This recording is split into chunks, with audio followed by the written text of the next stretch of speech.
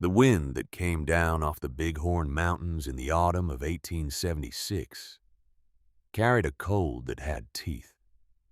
It cut through wool and leather and the thin pretense of civilization that men brought west with them. It cut through everything except memory. And memory was the one thing Charlotte Beaumont could not put down. She sat on the bench seat of a stagecoach that smelled of stale tobacco and wet horse, her gloved hands folded in her lap, her cornflower blue eyes fixed on the gray line where prairie met sky. The driver, an old man named Bartholomew Pike, had told her 3 hours back that they would reach the Sweetwater Trail crossing by sundown.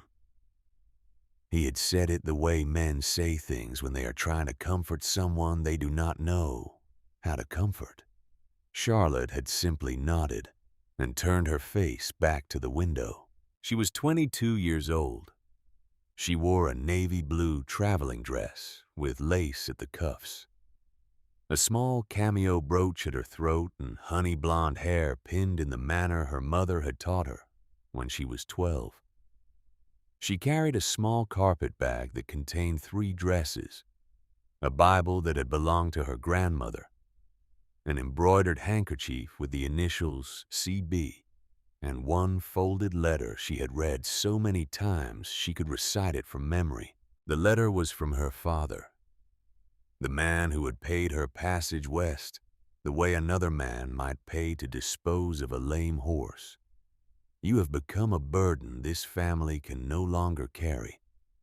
Dr. Pemberton has confirmed what your mother feared. After Mr. Sterling broke the engagement, no decent man in Philadelphia will have you. The man in Wyoming has agreed to take you. Do not return. Do not write. Let us remember you as you were before this happened. Charlotte folded the letter again and pressed it against her chest, as if she could push the words back inside the paper and erase them. She could not. The words lived in her now, the way a splinter lives under the skin working its way deeper instead of out. The stagecoach rocked over a stone in the trail. Bartholomew Pike clucked at the horses. The sun dropped another inch toward the western peaks, and the shadows of the lodgepole pines began to stretch long and dark across the snow. Then the first shot came. It cracked across the canyon like a dry branch breaking, and a heartbeat later, Bartholomew Pike grunted as if someone had struck him in the chest. Charlotte saw the dark stain blossom on his shoulder. Before she understood what it was, the old man pulled hard on the reins and shouted something she could not make out. His voice swallowed by a second shot, then a third. The lead horse screamed and went down, dragging the others sideways into the brush. The stage tipped. Charlotte was thrown against the door, then against the floorboards, her cheeks striking wood hard enough to taste copper. She heard hooves fast, and many coming from the trees on the right side of the trail. Bartholomew Pike turned his pale face toward her, blood running down his sleeve. His eyes were not afraid. They were sad and old and very tired. "Get out, miss," he said. "Run for the hollow. Don't look back. Don't stop." She did not argue. She did not have the time. She kicked open the door of the leaning stage and dropped into snow that came up past her ankles, her skirt tangling around her legs, and she ran. She ran without thinking. Her boots slipped on hidden roots. Branches tore at her sleeves. She heard a man laughing somewhere behind her, low and ugly, and then a voice called out across the trees. "Hold up there, pretty thing. We just want to look at that gold ring on your finger and whatever else you got worth taking." Charlotte ran harder. She could feel her heart beating in her throat. She could feel the cold air burning her lungs. She could feel something she had never felt before in 22 years of parlors and pianos and afternoon teas. She felt the certainty of her own death. She tripped. Her face hit the snow. She tasted blood and pine needles, and she lay there for a half second knowing that the man with the laugh was almost on her, knowing that she had never in her life done anything dangerous, and that she was going to die in a strange forest 2,000 miles from her mother's house. That was when the second crack came. It was a different sound. Bigger. It rolled through the trees like a piece of the sky breaking off. And the man behind her, the one with the laugh, made a small wet noise, and then stopped making any noise at all. Charlotte rolled onto her back. She saw the man on his knees in the snow, a red flower opening on his shoulder, his pistol fallen out of his hand. She saw him lift his face to look at something behind her, and what she saw in his eyes was the same thing she had felt a moment before. The certainty. Then the trees on the north ridge moved. 3 riders came out of the lodgepole pines as if the mountain itself had decided to send them. They came at a hard gallop, low in their saddles, their long oilcloth dusters whipping behind them like dark wings. Each of them carried a Winchester rifle held across the saddle horn. They were enormous, all 3, and they did not slow when they reached the trail. They split apart the way wolves split apart when they have decided what is going to happen next. The man in the middle reined in beside her. He was the largest of the 3, maybe 6.5 feet tall, with shoulders that filled out the duster like a yoke fills out an oxbow.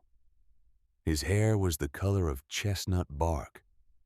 His eyes, when he turned them down toward her, were a clear amber, the color of good whiskey held up to firelight. He did not speak to her. Not yet. "Rourke, the 2 on the right," he said. His voice was low and unhurried. "Quincy, Cedar Pike. I'll handle the lady." The blonde rider on his left, the one with the long scar running down his cheek, was already moving. He swung the Winchester up to his shoulder in one smooth motion, and from his horse at the gallop, he fired twice. 2 men Charlotte had not even seen hidden in the brush across the trail dropped without sound. The 3rd rider, the youngest, the redhead, peeled off toward the wrecked stagecoach where Bartholomew Pike lay. The 4th bandit, the one who had been laughing, was crawling now. He was crawling toward his pistol in the snow. The big man on the horse looked at him for one long second. Then he stepped down from the saddle, walked over to him without hurry, and shot him once in the back of the head. He did it the way another man might step on a snake. He did not enjoy it. He did not hesitate. He did it because it needed doing, and then he turned around and walked back toward Charlotte. She was still on the ground. She could not seem to make her body work. The man knelt beside her in the snow. Up close, his face was hard and weathered with 2 days of dark stubble along the jaw. There was a small white scar through his right eyebrow. He did not touch her. "Miss Beaumont?" he asked. Charlotte tried to answer. Her voice would not come. She nodded. "I'm Hank Thornton, the man who wrote you the letter."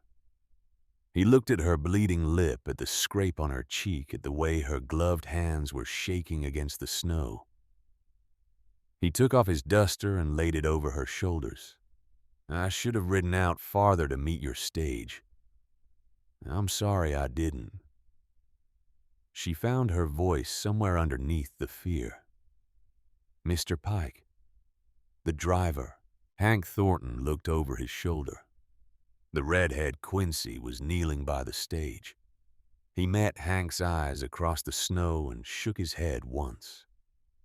Slowly, Hank turned back to Charlotte. He did not lie to her. She would always remember that later. The first thing he did when she came into her life was to not lie to her. He's gone, miss. Likely was gone before he hit the ground. He died trying to give you time to run. Come on. We need to be off this trail before dark.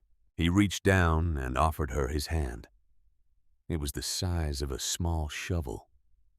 The knuckles were scarred and the fingers were calloused and the palm was warm even through her glove. Charlotte took it. The other rider, the one called Rourke, came up on his horse with a hardness in his blue eyes that did not seem to leave even when he looked at her. There were 5 tracks coming in from the south. I count 4 bodies. One of them rode out before we got here. Hank nodded as if this was something he had already calculated. Beauregard Hadley's bunch. Has to be, Rourke said. Quincy had pulled a saddle blanket up over Bartholomew Pike's face. He came back leading 2 of the surviving stage horses. He was the youngest of the 3 with hair the color of rusted copper and a face that wanted to smile even when there was no good reason for it. Now there was no reason for it and his face simply looked tired. He was a good man, Quincy said quietly. He hauled freight for us last spring. Hauled the new plow up from Buffalo Creek. Wouldn't take more than 50 cents for the trouble. Hank put his hand on his brother's shoulder. He kept it there for a moment. Then he turned to Charlotte.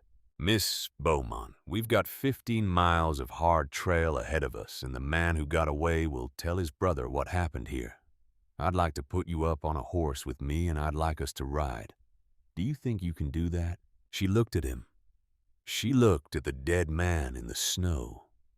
She looked at the kind, sad face of Quincy and the watchful, narrow face of Rourke. And she looked back at Hank Thornton and his amber eyes, and she understood for the first time that she had not come west to be a wife. She had come west to be alive. Yes, she said, I can ride. The Thornton Ranch sat in a wide green valley that the Crow had once called the place of still water, and the white settlers had simplified to Stillwater Bottom. From the ridge above the valley in the last gray light of that long day, Charlotte saw what the brothers had built and could not entirely believe it. It was not a cabin. It was a fortress dressed up to look like a homestead. The main house was 2 stories of square timber, with a stone chimney as thick as a wagon and a wraparound porch facing east. A second, smaller cabin sat off to the side. Its windows shuttered, its door padlocked. Beyond the houses stood a long timber barn, a smithy with a tin roof, a chicken coop, and a stout split-rail corral holding 9 horses. A spring-fed creek ran behind the buildings and disappeared into a stand of cottonwoods. But it was the things she did not at first notice that told her the truth of the place. The shutters of the upper windows were not just shutters. They were thick oak with narrow slits cut at chest height. Loopholes. A man could fire a rifle through them without showing anything but the muzzle. The corner of the main house facing the trail had been built up with field stone halfway to the eaves. The smithy had no windows on the side that faced the open country. Even the woodpile had been stacked into a low wall across the yard, breast high in a rough crescent. This was a place that men had built knowing that other men might one day come for what they had. Hank rode in first. Quincy followed with Charlotte. Rourke rode last, his eyes never quite leaving the trail behind them. Charlotte slid down from the horse on stiff legs. The cold had finally reached her bones. Hank caught her elbow when she swayed, and he did not let go until she was steady. "There's a fire going inside, miss. You'll want it." The inside of the main house struck her like a chord of music she had not been expecting. It was clean. It was warm. It smelled of pine and beef stew and lye soap. A great river stone hearth dominated the front room with a fire of split lodgepole burning low and steady. Heavy beams crossed the ceiling. The floor was wide planks polished by years of foot traffic. 2 long shelves on the north wall held more books than her father's parlor in Philadelphia. A bowl of dried wildflowers sat on the kitchen table. This was not a place where men lived alone in their own filth. This was a place where men lived with care. Above the hearth, between 2 crossed Confederate cavalry sabers and a framed daguerreotype of a young woman, hung something that did not match the rest of the room. It was a long eagle feather, white at the tip, banded at the base with a strip of leather, and a single bead of carved bone. Charlotte stared at it. She could not have said why. Quincy noticed. He paused at the doorway with her carpet bag in his hand, and his face did its quiet work of trying to smile. "That's old Buck's," he said. "Silas Driscoll. We just call him Old Buck. He gave it to Hank 4 winters back after Hank pulled him out of a snowdrift up on the north slope with a busted ankle and 3 broken ribs. Said it was the closest thing he had to a brother's gift. He shows up here every now and then, always without warning. The horses go quiet when he's coming. That's how we know." "He lives alone?" Charlotte asked. "Up in the high country 10 miles north. Trapped beaver back in the 40s. Hunted buffalo through the 60s. Killed more outlaws on the Wyoming road than the law ever did." Quincy shook his head, a grin tugging up one corner of his mouth in spite of himself. "He raised us as much as anyone did after we lost our folks. He'll like you, miss. He likes anything Hank brings home on account of Hank doesn't bring much home anymore. Old Buck and our friend Marshall Holloway down in Cheyenne are the 2 people Hank trusts to come look in on us if a thing goes wrong. Marshall's a hard man and a fair one. Knew our daddy back in Indiana before the war. He has stood in this kitchen more than once." Charlotte looked at the daguerreotype above the hearth. The young woman in the picture had a sweet, plain face and dark eyes that crinkled with private amusement. She was wearing a wedding dress. She did not have to ask who the woman was. She could feel the answer in the shape of the room. Quincy followed her eyes. The grin left his face entirely. "That was Adelaide," he said softly. "Hank's wife. She's been gone about 2 years now." He did not say anything else. He did not have to. That night, after a quiet supper that Charlotte mostly pushed around her plate, Quincy showed her up the narrow plank stairs to a small room under the eaves. The bed was made up with a thick quilt of blue and yellow. A wash basin stood on a pine stand by the window.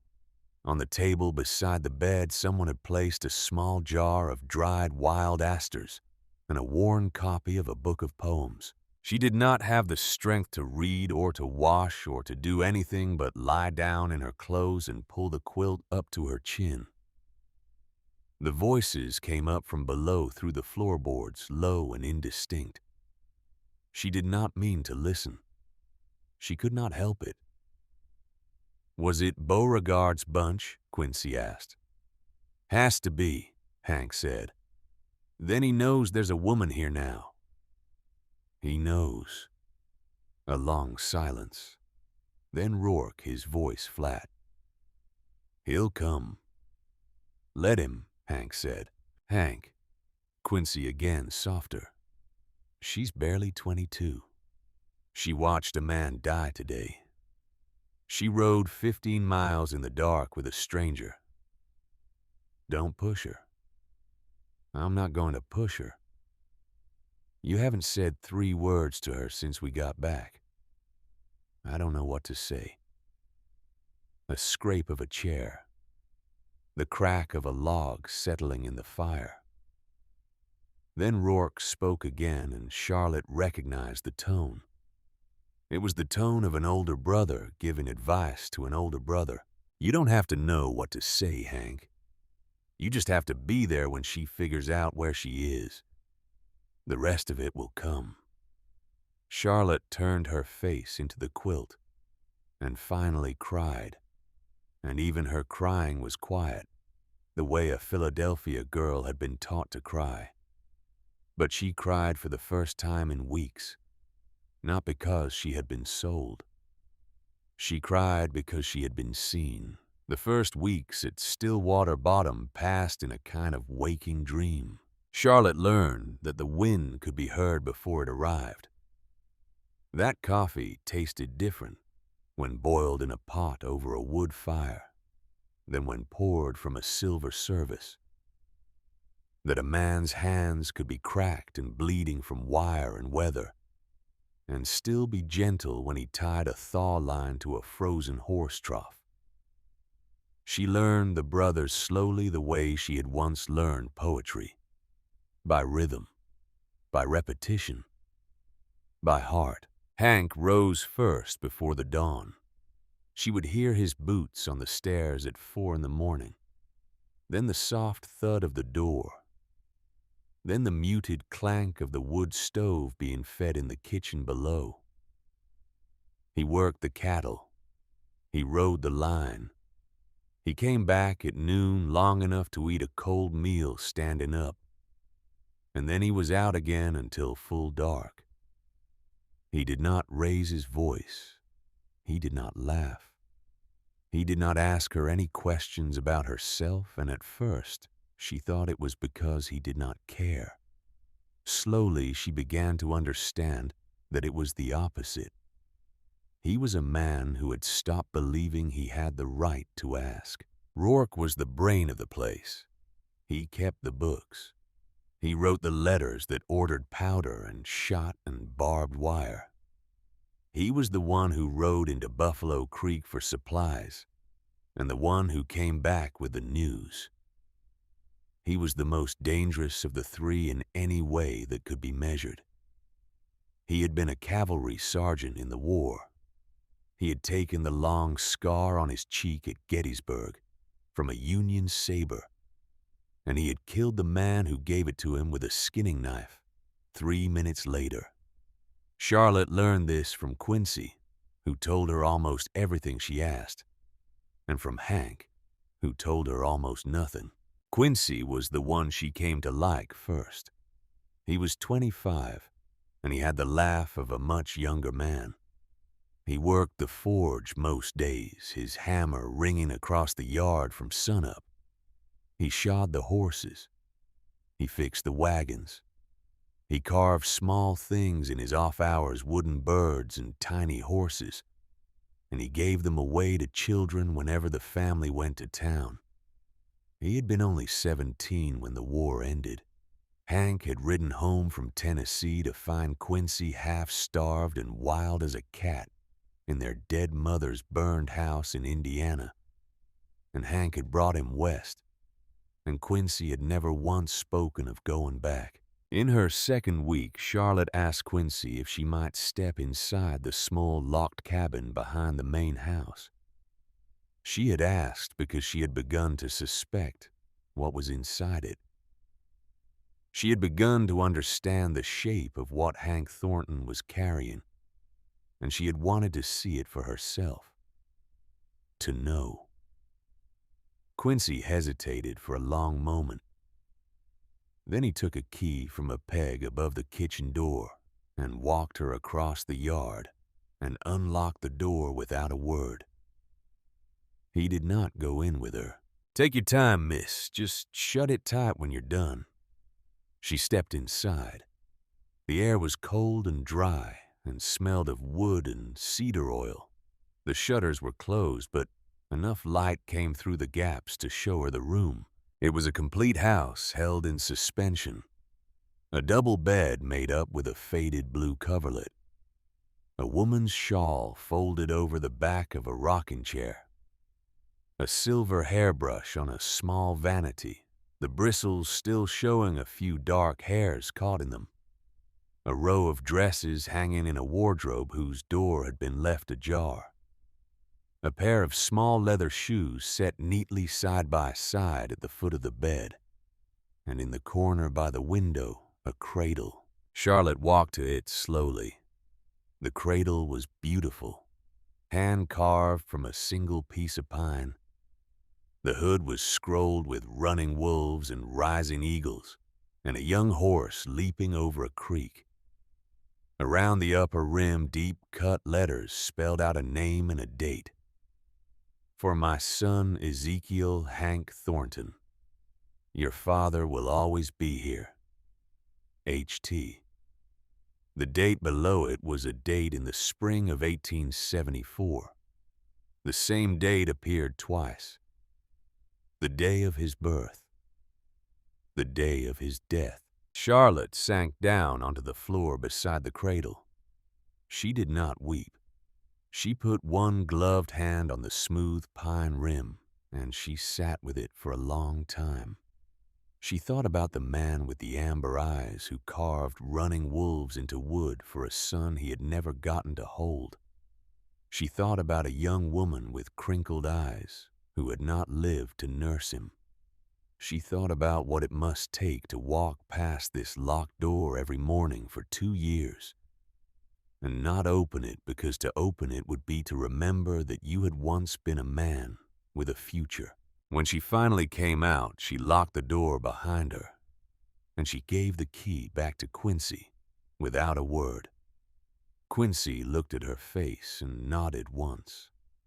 "I'll tell Hank you went in," he said. "He should know."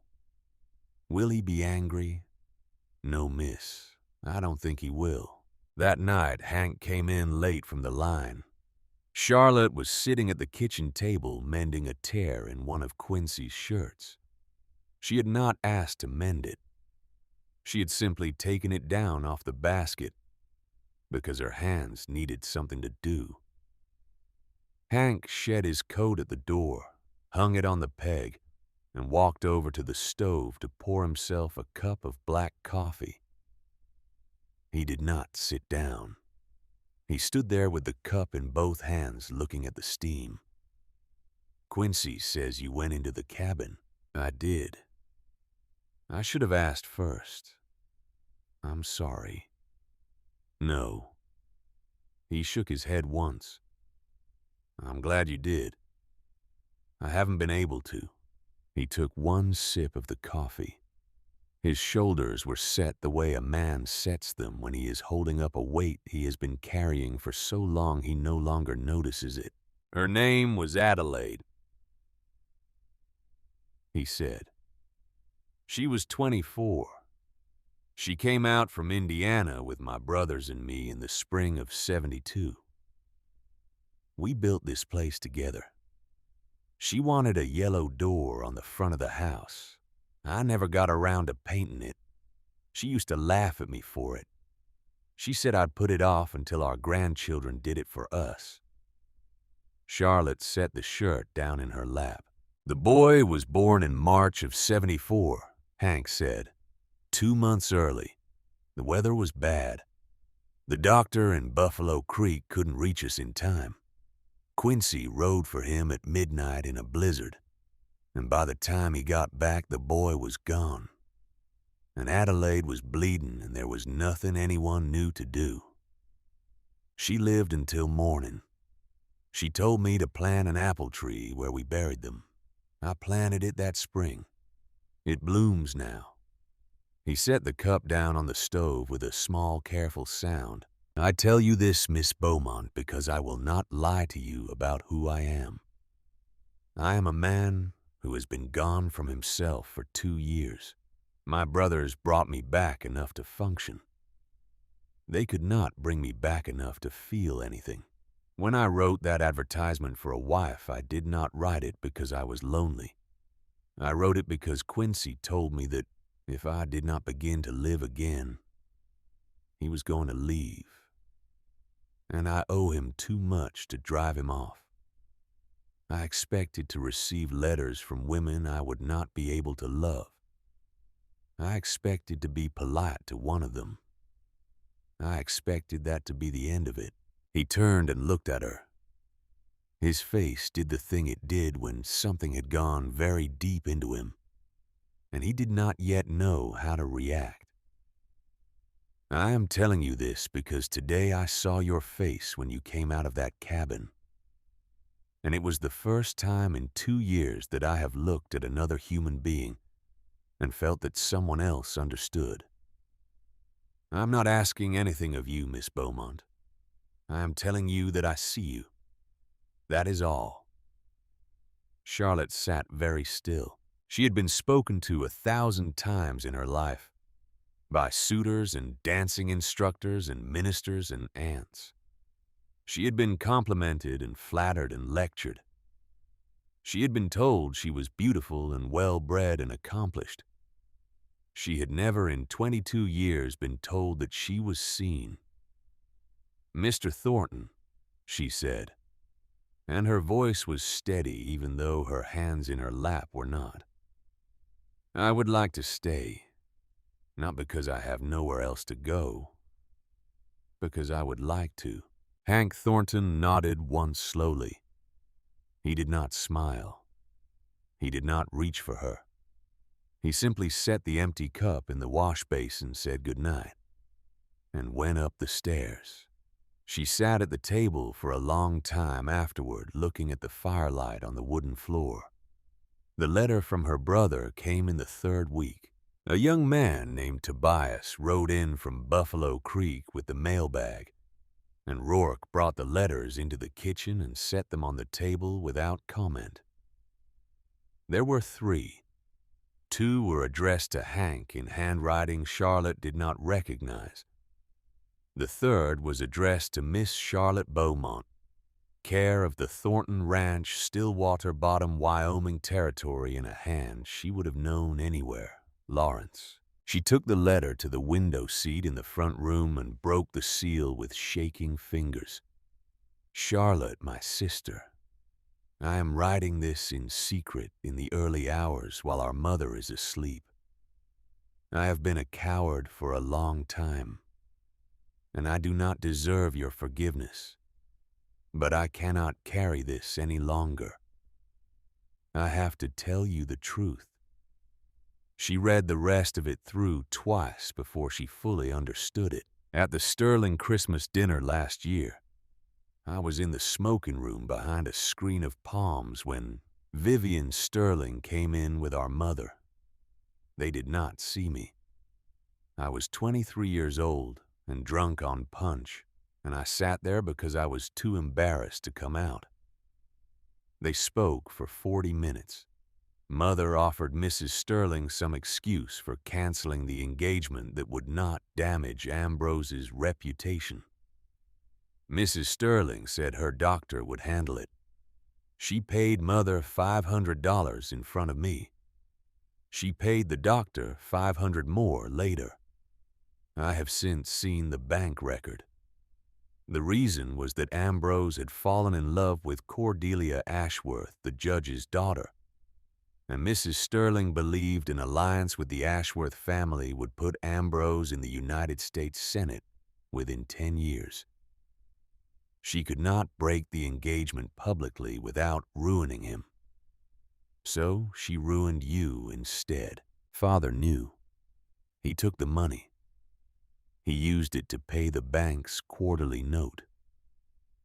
The bank was failing Charlotte.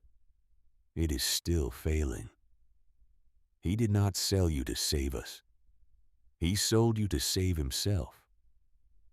Dr. Pemberton lied. I do not know if you can have children. I know that the medical examination he performed was a fraud. There was nothing wrong with you. There was never anything wrong with you. I am sorry I did not tell you sooner. I have prayed every night since you left that I would find the courage. I have it now only because I am writing it. Burn this when you are done. Do not write back to Philadelphia. They are watching the post. If there is ever a place in the country where a brother who failed his sister can come and try to make it right, I would ride there tomorrow. Your loving and unworthy brother Lawrence. Charlotte read it again, then a third time. She read the parts that confirmed what she had suspected, and she read the part she had not suspected at all. Her father had taken the money. Her father had stood in the doorway watching her board the train, his face gray, his hand half raised in a wave he never finished, and he had taken $500 to ruin her. She did not cry. She had cried for 6 months in Philadelphia, and she had cried again the first night in this house, and she had no tears left for these people now. What she felt instead was something colder and clearer than tears. She felt awake. Hank found her on the porch an hour later. The sun was setting behind the western peaks, throwing long red light across the snow, and Charlotte was sitting in one of the rocking chairs, with the letter on her lap. She did not turn when he came up the steps. He sat down in the chair beside her, without speaking. She handed him the letter. He read it slowly. When he was done, he folded it once along the original creases, and he handed it back to her. He did not curse. He did not slam his fist down. He did not say anything for almost a full minute. Then he stood up and walked to the rail of the porch, and he looked out across the valley toward the place where the apple tree was. "What do you want to do?" he asked. The question surprised her. She had been waiting for him to tell her, to say something the way men in books said things, something about justice or honor or vengeance. He had asked her instead. "I don't know yet," she said. "That's a fair answer. I don't want to go back, not yet. I'm not ready to be the woman who walks back into that town." "Then don't." "But I will. Someday." Hank nodded. He did not turn around. "When you're ready," he said quietly. "You won't be going alone. None of us will let you go alone. Not me. Not my brothers. Not old Buck, if he's still drawing breath. Mrs. Sterling will look up one day and see 4 Wyoming men standing on her doorstep, and she will understand that the world is not what she thought it was." Charlotte looked at his back, at the broad set of his shoulders against the red light, and she felt a thing she did not yet have a word for. "Why?" she asked. "Why would you do that?" He turned then. His amber eyes caught the last of the sun. "Because," he said, "you are family now, Miss Beaumont, and we do not abandon family in this house." She looked at him. He looked back. Somewhere inside her, a door that had been locked for 6 months unlocked itself and swung quietly open. That same week, in the afternoon of a gray Tuesday, the horses in the corral suddenly stopped moving.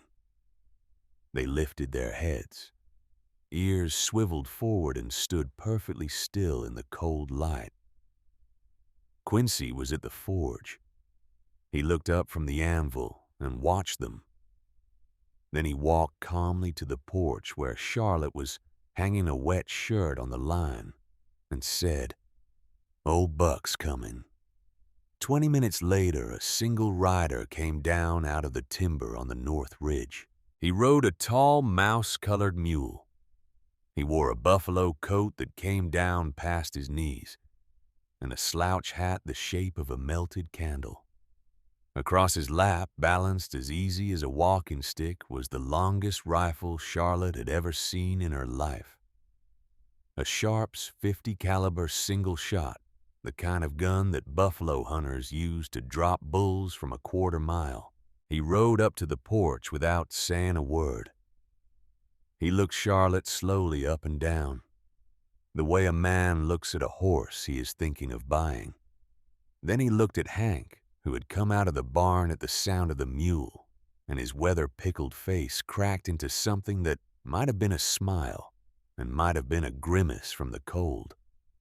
"Heard there was trouble on the Sweetwater Trail." "There was," Hank said. "Heard you brought home a Philadelphia gal." "Did." The old man swung down from the mule with a stiffness that suggested a lifetime of broken bones. He walked up the porch steps and stopped in front of Charlotte.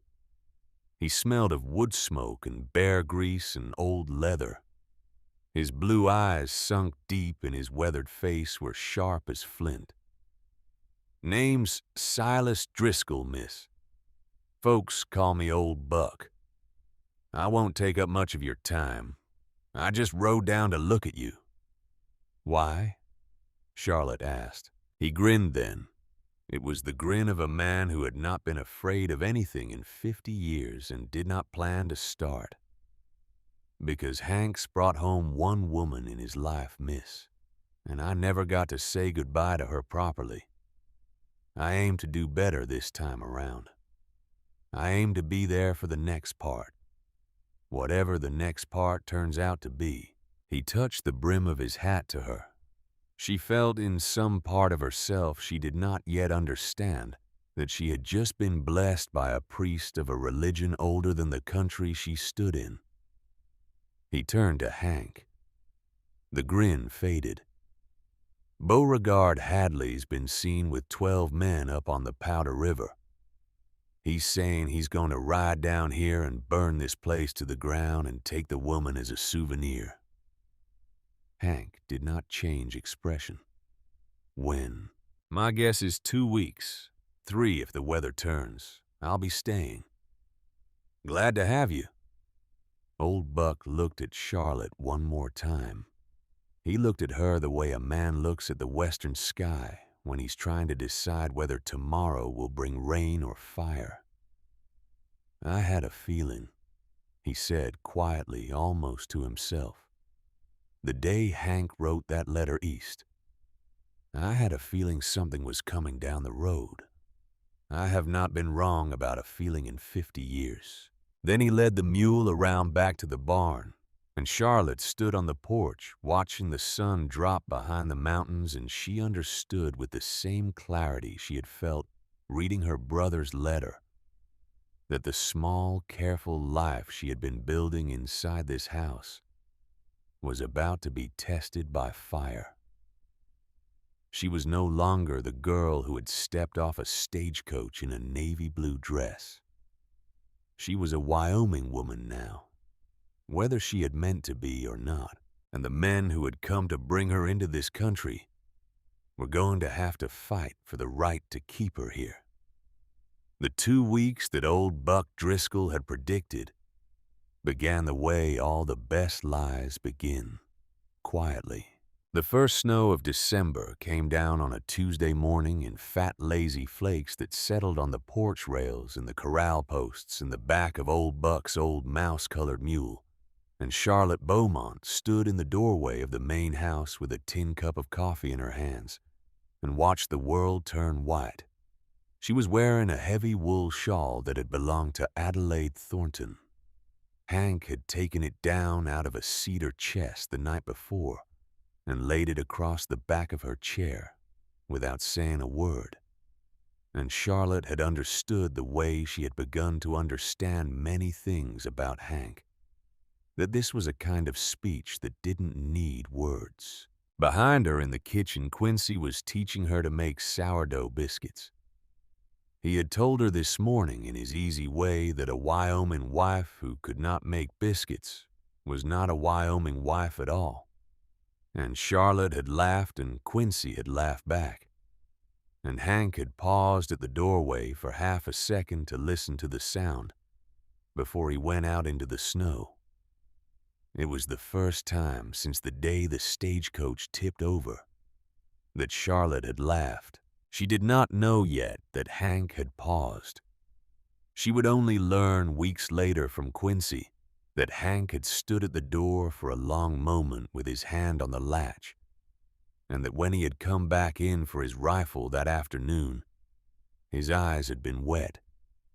The brothers spent the next 10 days fortifying the ranch. Quincy worked the forge from sunup until full dark, hammering out long iron spikes that he and Rourke drove into the frozen ground in a wide ring around the buildings. To these spikes he wired strips of tin and small bells that Charlotte recognized from Adelaide's spice cabinet. The whole arrangement was hidden under fresh snow within an hour of being set. But Quincy explained with the small, proud smile of a man showing off his own invention that any horse stepping through it would set off a small symphony of warning 30 seconds before the rider could see the house. Rourke walked the perimeter at dawn, and at dusk his Winchester slung across his back, his eyes never quite still. He rode out to Eagle Pass alone one afternoon and came back at midnight with a look on his face that meant he had said something he did not intend to talk about. When Charlotte asked Quincy what Rourke had done up at the pass, Quincy looked at her for a long moment and then said gently, "Some things, miss, you'll want to be able to swear in a court of law you didn't know about." She did not ask again. Hank himself spent 2 days on the upper floor of the main house with a hammer and a chisel and a bag of clay. He cut new firing slits in the oak shutters of every window, lining them with iron flashing, so that the wood would not splinter when a rifle barrel was rested against the edge. He laid out boxes of ammunition neatly labeled on a long shelf along the upstairs hall. 44 caliber for the Winchesters, 45 caliber for the Colts, 50 caliber for Old Buck's Sharps, 12-gauge brass shells for the coach gun in the kitchen. Charlotte watched him work sometimes from the foot of the stairs, sometimes through the open doorway. She did not interrupt him. Once, when he came down for water, she handed him a clean cloth to wipe the chisel dust from his hands, and he took it without looking at her. But his fingers brushed hers and stayed there for one half breath longer than they needed to. She did not pull her hand away. He did not pull his. It was the smallest thing. It was also, both of them knew, not a small thing at all. In the cold blue evenings when the work of the day was done, Quincy taught her to shoot. He set a row of empty bean cans on the corral rail at 20 paces, and he handed her a small Colt pocket revolver in 31 caliber that fit her hand the way a teacup might fit a child's. He showed her how to thumb the hammer back. He showed her how to align the front blade with the rear notch.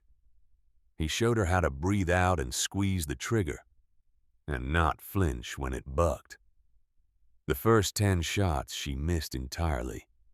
The bean cans sat in the cold air untroubled. Quincy did not laugh, and he did not sigh. He simply reset the cans and reloaded the cylinder and said, "Again, miss." On the 11th shot, the third bean can on the rail jumped into the air. Charlotte gasped. She had not expected to hit it. The recoil of the small pistol traveled up her arm in a way that felt strange and electric, and she stood there for a long second staring at the empty space on the rail.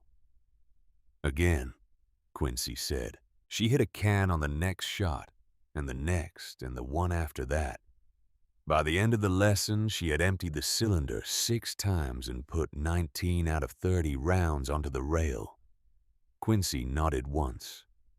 "You'll do, miss. You'll do just fine."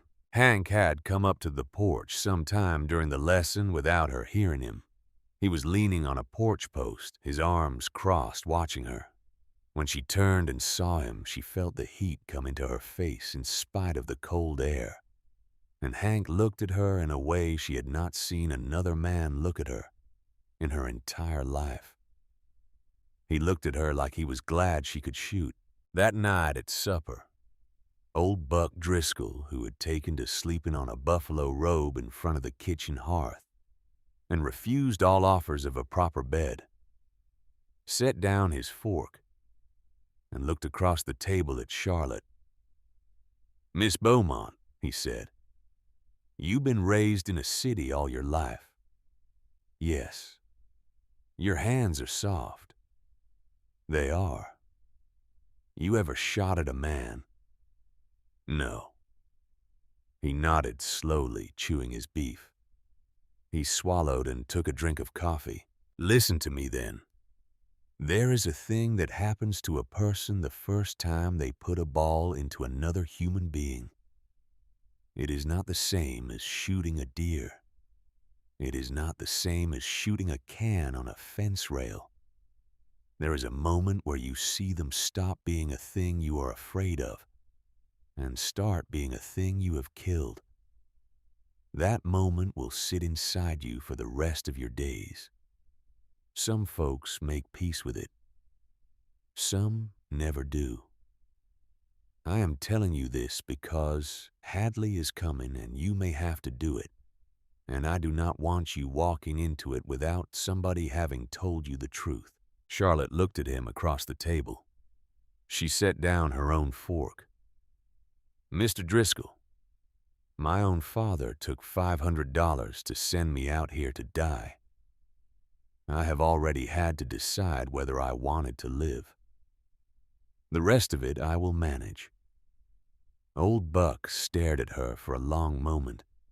Then his weathered features broke into the slow grin she had seen on the day he arrived. He raised his coffee cup in a small salute.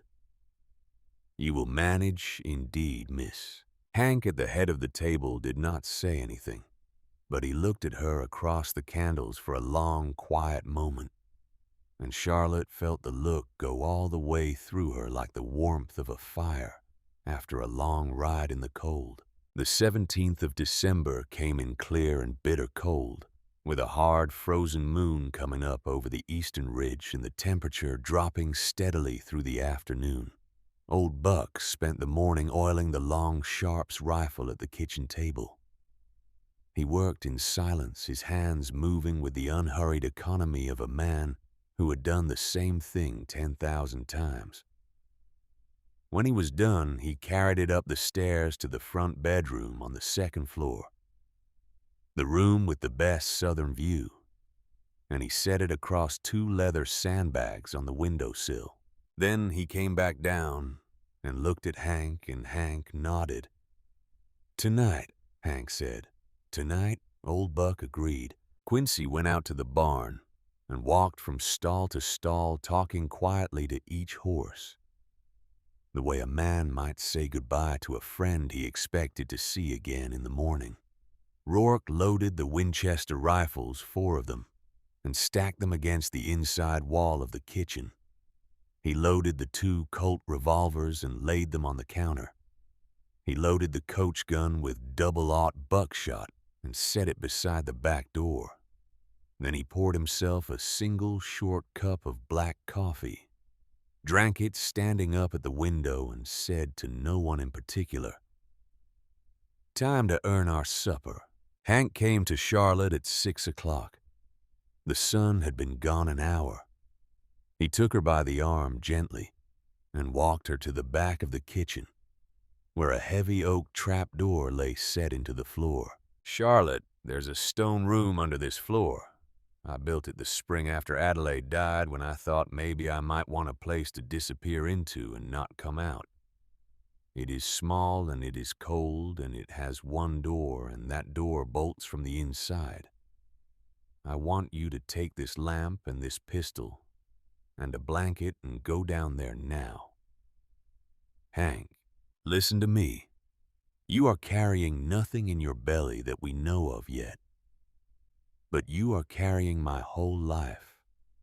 And I cannot fight tonight if I am also looking for you. Do you understand?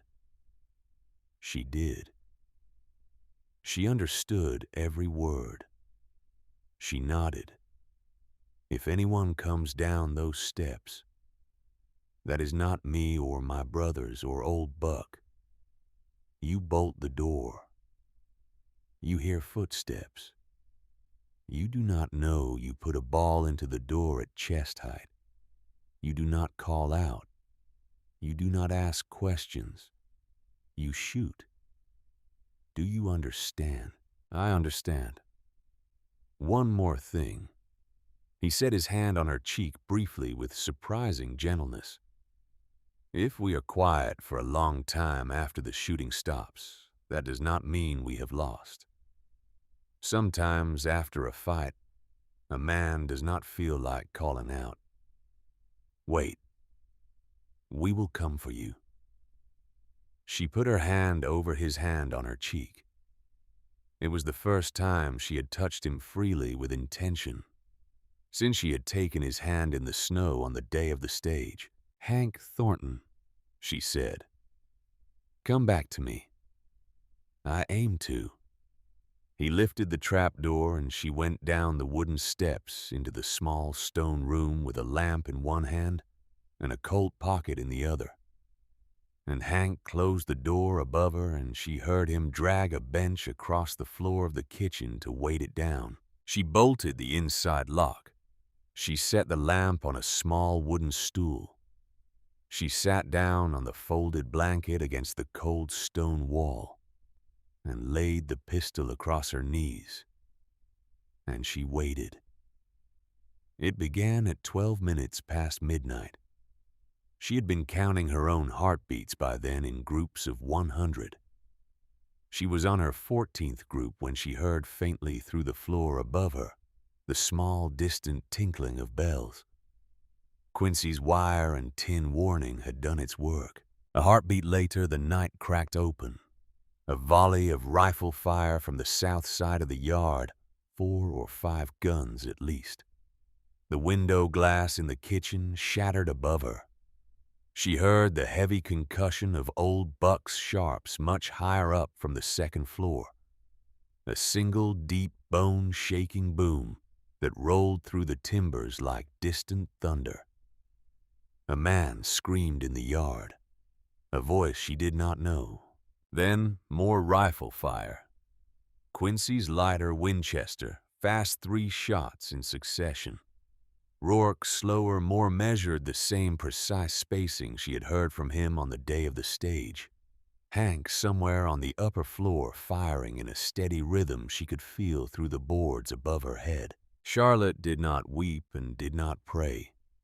She sat with her back against the stone and the pistol on her knees, and she listened. She listened the way a doctor listens to a heart counting beats, marking which guns were still firing and which had gone silent.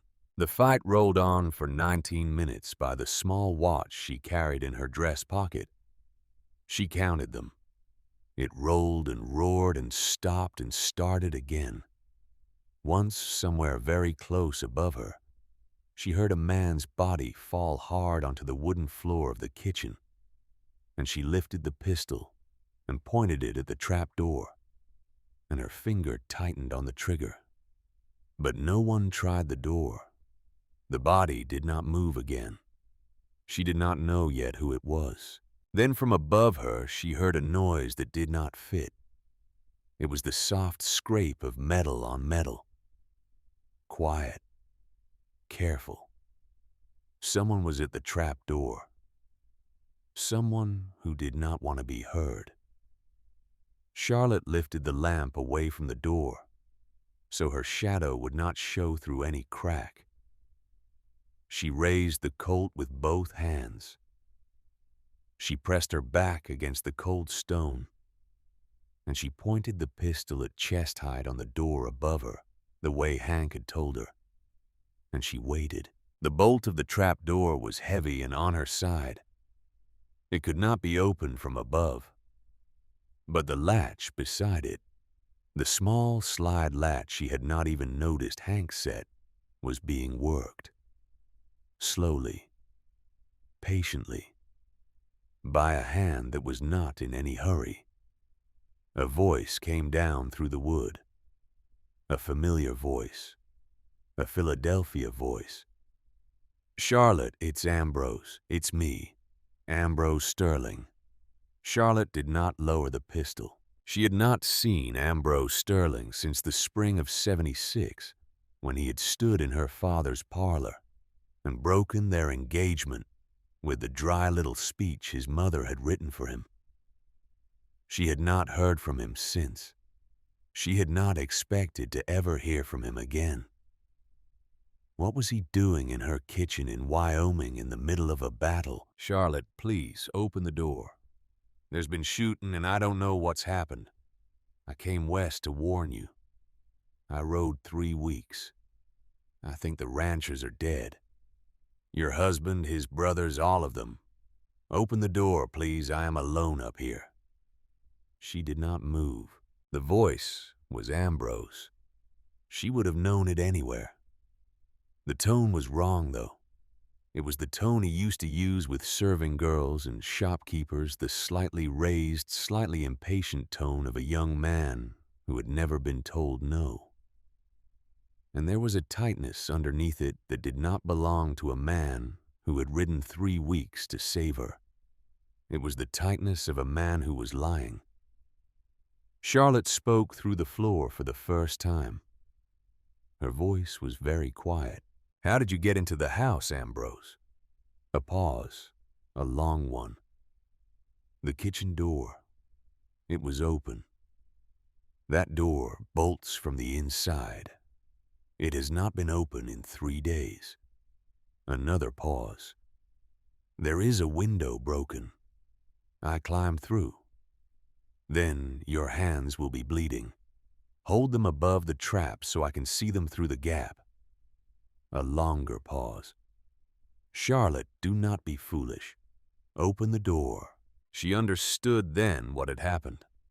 She understood it the way you understand a piece of music when the wrong note is finally struck. Ambrose Sterling had not come to warn her. Ambrose Sterling had come with the killers. He had come ahead of them, perhaps by a few days, perhaps by a few hours. He had come because his mother had sent him. He had come because he had been told that, as her former fiancé, he would be the one person in the world Charlotte might still open a door for. He was the bait. He was the soft hand that closed around the dove, while the hard hand wrung its neck. Charlotte Beaumont of Philadelphia, who had embroidered linens and played piano and danced the cotillion at the Bellevue Stratford Hotel at 17, leveled a .31 caliber Colt pocket revolver at the trapdoor of a stone room in the basement of a Wyoming ranch and said in a voice that did not waver, "Ambrose, step back from that door. Charlotte, step back. I am holding a pistol. I will fire through the wood." A breath, a scrape of a boot. She fired. The Colt jumped in her hand. The sound of the shot in that small stone room was like the crack of a great branch breaking inside her own skull, and the lamp guttered, and she could not hear anything for several heartbeats. Afterward, only a high singing in her ears. When her hearing came back, the latch above the door had stopped moving. She did not know if she had hit him.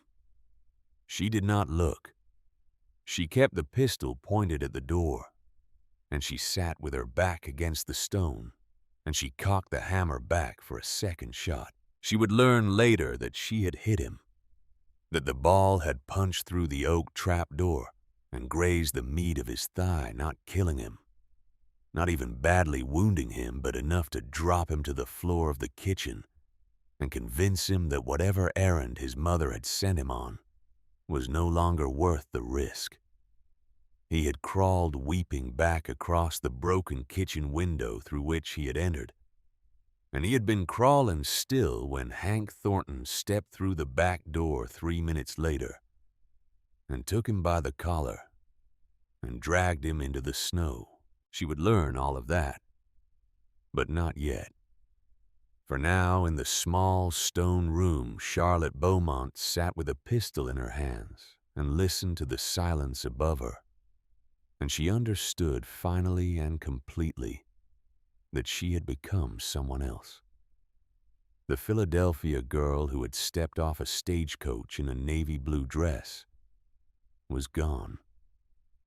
She had been replaced by a woman who would put a ball through a door if the door needed a ball put through it. It was 27 minutes past midnight when she heard the boots she had been waiting for come down the stairs above her. The walk was uneven. One leg was being favored. "Charlotte, it's me."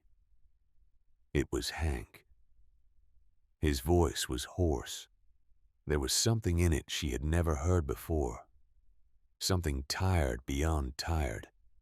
She slid the bolt and pushed open the trap door.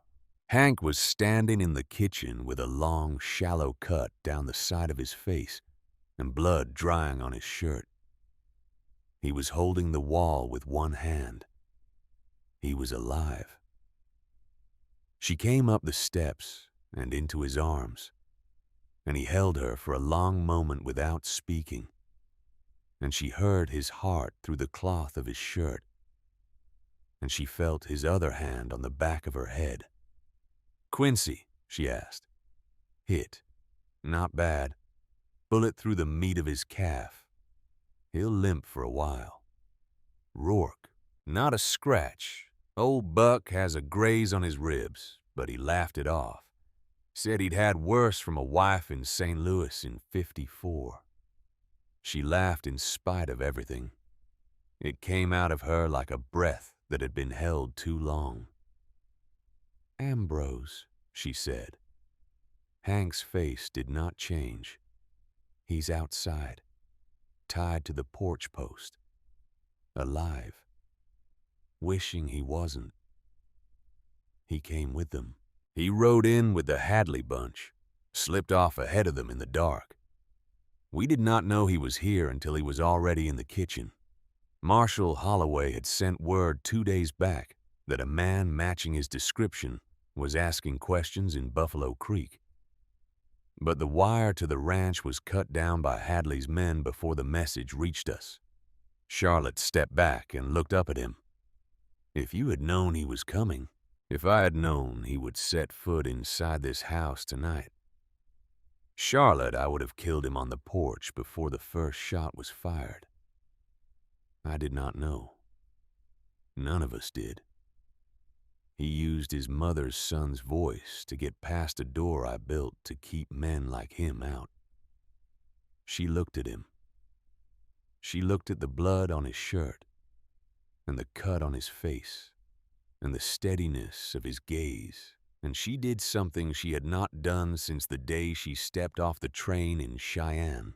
She put her face into his neck and she shook against him for a long minute. And Hank held her, and neither of them spoke. When she lifted her head again, her eyes were dry and her chin was steady. "Then we have to make sure he never gets inside another door I am behind," she said. Hank smiled then, slowly. The first real smile she had ever seen on his face. "There she is," he said quietly.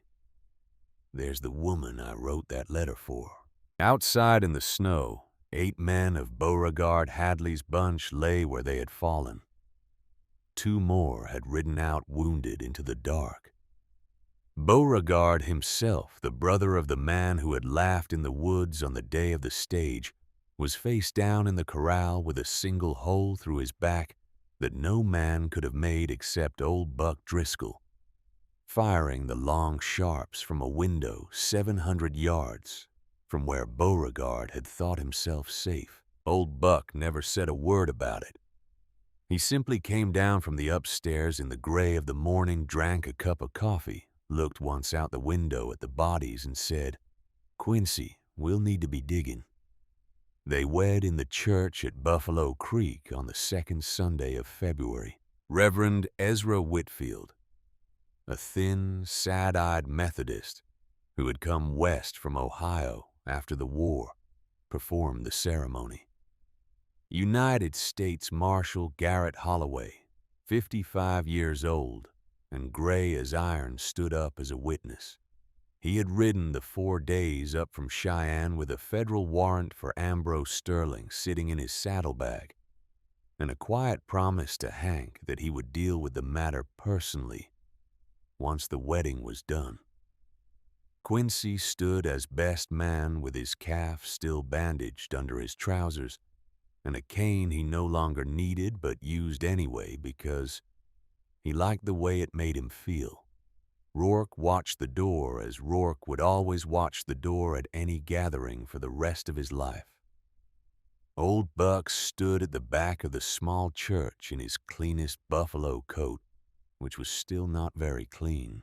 Charlotte wore a dress of plain white silk that she had sewn herself in 12 evenings by lamplight in the kitchen of the main house, with Adelaide's old work basket in her lap. The brass thimble in that basket had been Adelaide's. Charlotte had kept it. Hank had ordered a ring from a silversmith in Cheyenne. It was a simple band, narrow, nothing fancy. He slid it onto her finger with hands that had killed men 9 weeks earlier, and now somehow did not shake. When the Reverend pronounced them man and wife, Hank kissed her once, gently, briefly, in the way of a man who had never expected to kiss a woman again in his life, and could not quite believe that he was doing it now. Outside, Quincy threw rice. Old Buck fired 3 shots into the gray February sky and grinned like a wolf. Marshal Holloway pumped Hank's hand and said something quiet that Charlotte did not hear. That night, when they returned to the ranch, the door to the upstairs bedroom that had been Adelaide's room, the room with the closed shutters, was no longer locked. Hank had unlocked it that morning before the wedding. The shutters were open. A fire was burning in the small iron stove. A bowl of dried wildflowers stood on the bedside table. The door closed softly behind them. When the dawn came up gray and pink over the eastern ridge the next morning, everything between them had changed. Spring came hard and fast to the Bighorn country in 1877. The snow melted in 3 weeks of warm wind, and the high creeks ran brown and full, and the calves dropped in the south pasture at the rate of 2 a day. Charlotte learned to pull a calf in a hard berth. She learned to set a broken fence post. She learned the names of the horses and the temperaments of the horses, and she learned which steers in the herd were trouble and which were calm. She also began by the 2nd week of April to feel sick in the mornings. She did not say anything for 10 days. She watched her own body the way Rourke watched the trail. She marked the days.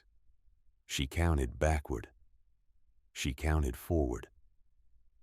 On a Tuesday morning at the end of April, she rode alone into Buffalo Creek and tied her horse outside the small frame house of Mrs. Hattie O'Donnell, an Irish midwife who had come west with a railroad crew and stayed.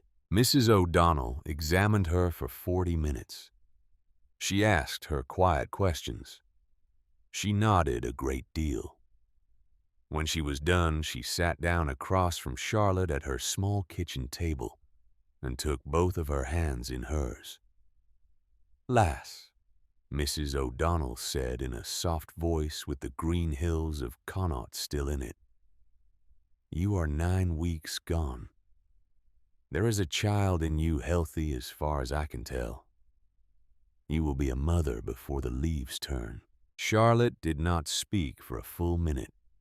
She sat with her hands in Mrs. O'Donnell's hands, and she stared at the kitchen stove, and the slow understanding rolled through her like a wave returning to a shore it had not seen in a long time. Dr. Mortimer Pemberton of Philadelphia, on a spring afternoon in 1876, had told her in the cold parlor of her father's house that she would never bear a child. He had been paid $500 for that opinion. Mrs. Hattie O'Donnell, in a small kitchen in Wyoming Territory, had just told her the truth for free. Charlotte began very quietly to weep. They were not tears of grief. They were the tears that had been waiting for a whole year in some locked room of her chest, and they came out of her now without sound, while Mrs. O'Donnell held her hands and made small, soothing noises in Gaelic. She rode back to the ranch in the long blue light of evening. Hank was in the corral brushing down a young roan mare. He looked up when he heard her hooves on the gravel. He saw her face. He set the brush down and walked to the gate. "What is it?" "Hank." She slid down from the saddle. She did not run to him. She walked slowly, deliberately, and she stopped in front of him and she put one hand flat against her own belly. "I am with child." He did not move for a long second. His amber eyes did the thing they did when something had gone very deep into him, and he did not know yet how to react. Then he stepped forward, and he put both of his hands on her face, very gently, the way a man cups water he is afraid to spill, and he lowered his forehead to hers, and he stood like that. And Charlotte felt the wetness of his tears on her own cheek before she realized he was weeping. "Adelaide," he whispered. He did not say it as a name. He said it as a confession. "I told her I would not love anyone again. I told her at her grave. I told her every day for 2 years. And now," he said, his voice breaking like a young man's, "now I am asking her to forgive me, because I do." She held him in the green Wyoming twilight, and the new calf in the south pasture bawled for its mother, and the high cold wind came down off the bighorns and did not feel cold at all. That night, after Rourke and Quincy had been told and had wept openly in the kitchen, and embraced their brother, and embraced her after the lamps had been lowered, and the fire banked, Hank sat on the edge of their bed and looked at her in the candlelight, and said the words he had been holding for 2 weeks. "When the child is old enough to travel, when you are strong enough to ride, we are going East Charlotte, all of us. Marshal Holloway is going with us. He has a federal warrant drawn and signed sitting in his desk drawer in Cheyenne. We are going to Philadelphia, and we are going to put Vivian Sterling on a train to a federal courthouse, and we are going to put Mortimer Pemberton in a cell." Charlotte looked at him. She put her hand on her stomach. "And my parents." "That is your decision, not mine." "And Ambrose?" Hank's face hardened then. Ambrose Sterling had been turned over to Marshal Holloway in February alive, but disgraced, and was at this very moment sitting in a cell in Cheyenne, writing out the longest deposition Marshal Holloway had ever taken. In 20 years of federal service, every name, every payment, every conversation, he had wept when he wrote it. Marshal Holloway had told them. He had wept like a child. Ambrose, Hank said, is going to be the first witness on the stand. After that, I do not particularly care what becomes of him. Charlotte nodded once. She lay back against the pillow. Then we go in the spring, she said. In the spring. She put her hand into his. He laced his fingers through hers, the way he had begun to do, the way he would do for the rest of his life. The lamp burned low. The fire whispered in the stone hearth. And in the small room above the kitchen of a Wyoming ranch house, Charlotte Thornton and her husband lay quietly together in the dark and listened to the wind move through the cottonwoods, and they planned the way ordinary people plan the long ride east that would change everything. Lila Thornton came into the world at 23 minutes past 4 on the morning of the 14th of November, 1877. And she came into it screaming. Mrs. Hattie O'Donnell, who had ridden up from Buffalo Creek 2 days earlier on a borrowed bay mare and refused to leave the kitchen for 40 hours, caught the child with the practiced hands of a woman who had caught more than 200 babies in her life. She wiped the small red face with a clean linen cloth. She listened to the lungs. She nodded once to herself the way she nodded when something had gone right that didn't always go right. Then she carried the bundle to the bed, where Charlotte lay exhausted and pale in the lamplight.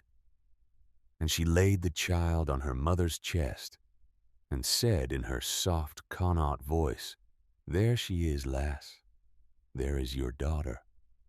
Healthy as a salmon and mad as a hen about it."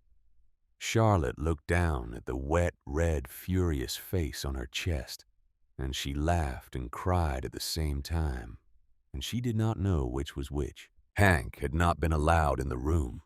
He had not been allowed within 30 feet of the door for the whole 12 hours of labor, because Mrs. O'Donnell had taken one look at his face the night before and said in a tone that brooked no argument, "Mr. Thornton, you will sit on the porch with a rifle across your knees and you will guard this house from imaginary Indians until I tell you to come inside."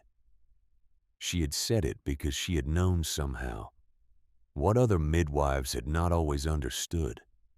She had known that Hank Thornton had been in this house once before with another woman screaming behind a closed door, and that the screaming had stopped at dawn, and that the door had opened, and the man inside it had told him she was gone. Mrs. O'Donnell had not wanted Hank to remember any of that tonight. So she had put him on the porch with a rifle and his brothers, and she had said, "When I open this door, it will be to bring you good news, mister. You wait for the door to open." Hank had waited. For 12 hours he had waited. He had not eaten. He had drunk 3 pots of coffee and smoked 7 cigarettes that Quincy had rolled for him because his own hands had not been steady enough to roll them. Rourke had sat beside him on the porch the entire time and had not spoken once, which was the way Rourke comforted a man. When Quincy finally came down from the 2nd floor at 4:30 in the morning and stood in the doorway and said gently, "Hank, get up. Go up there. You have a daughter." Hank Thornton, who had killed 9 men in his life and watched his first wife die under his hands, simply put his face into his palms and wept. Then he went up the stairs and he met Lila. He did not speak for a long time. He stood at the foot of the bed in his stocking feet and looked at the small bundle on his wife's chest, and his eyes brimmed and did not spill until Charlotte said very quietly, "Come here, Hank Thornton. Come and meet her." He came. He knelt by the bed. He laid one calloused finger across the tiny fist, and the tiny fist closed around it with a strength he had not expected, and he made a small, broken sound in his throat. That was not a word. "Her name is Lila," Charlotte said. "If that suits you, it suits me." After my grandmother, the only person in my family who ever told me I was beautiful, and meant it. He nodded. He could not speak yet. He simply knelt with his finger held inside the small fist of his daughter, and watched her and did not let go. In the doorway where they had appeared without making a sound, Quincy and Rourke and old Buck Driscoll stood shoulder to shoulder. Quincy was crying without shame. Rourke was not crying, but his hand had gone up to his scarred cheek and stayed there. Old Buck, the oldest and hardest of them, simply looked at the child for a long moment and then said in a low voice to no one in particular, "I have lived long enough." Mrs. O'Donnell began to laugh, and then they were all laughing, and Lila, in a fit of indignation that anyone in the room would dare to laugh on her account, opened her small lungs and screamed at all of them. 2 weeks after Lila came into the world, a wire arrived from Cheyenne. Marshal Holloway had intercepted 6 men at the Cheyenne railhead. They had come west on 3 different trains over the course of a month, and they had been gathering at a saloon called the Bull and Bear, waiting for a guide who had never arrived. The guide was supposed to have been a man named Augustus Crane, who had been killed in a knife fight in a St. Louis card room on the 4th of November, 11 days before Lila was born. Without Crane, the 6 men had not known the way to Stillwater Bottom. Marshal Holloway had taken them all into custody on charges of conspiracy. They had been hired, the wire said, by a Philadelphia lawyer acting for an unnamed client. The lawyer's name was already on its way to Holloway by separate courier. Hank read the wire twice. He folded it. He looked at Charlotte, who was nursing Lila by the fire. "She tried again," Charlotte said. It was not a question. She tried again. How close did they come? Not close enough. Holloway had a man inside that saloon for 3 weeks. Old Buck rode down to Cheyenne in October, slept on the floor of the marshal's office, drank coffee with the man who was watching them, came home only when he was sure. Charlotte looked at her daughter. She looked at her husband. She did not weep. She did not rage. She simply nodded once the way a soldier nods when given a piece of information about the position of an enemy. "Then we still go east in the spring," she said. "We still go east in the spring." Spring came late to Wyoming in 1878. The snow held into the middle of March. Lila grew through the winter the way a healthy child grows. She slept in the cradle Hank had carved for the son who had not lived the cradle with the wolves and the eagles and the leaping horse on its hood. And Charlotte had been the one to take it down from the small log cabin and bring it into the bedroom on the morning Lila turned 1 month old. She had asked Hank first. He had nodded once and turned his face away, and that had been all that was said. The cradle had served the daughter who had come as well as the son who had not. It was both of them understood a kind of small private peace between the living and the dead. By the 2nd week of April, the trail east was open. The party that left Stillwater Bottom on the morning of April 15th, 1878, made an unusual sight on the platform of the Cheyenne train station. 4 days later, Hank Thornton in a clean black coat, with his Colt revolver concealed under it. Charlotte Thornton in a traveling dress of dark wine red with 5-month-old Lila in a sling against her chest. Quincy and Rourke Thornton, both armed, both watchful, United States Marshal Garrett Holloway, gray and lean as a winter wolf, with 2 deputies. Old Buck Driscoll in his cleanest buffalo coat, who had announced he was coming to see the city and had been told by Charlotte herself that he was very welcome. And Ambrose Sterling in handcuffs, with a federal marshal at each elbow, who had agreed to ride east with them as a state's witness, in exchange for a promise that he would not be tried in Wyoming for what he had done in the Thornton kitchen on the night of December 17th. It was 9 people and a child, and they took up an entire passenger car, and Marshal Holloway paid for it out of his own federal warrant fund. The train ride was 4 days. Charlotte slept very little. She sat by the window with Lila in her arms and watched the country roll past, the prairies turning into farmlands, and the farmlands turning into towns, and the towns turning finally into the great gray industrial sprawl of the eastern seaboard. She was returning to the city she had been born in.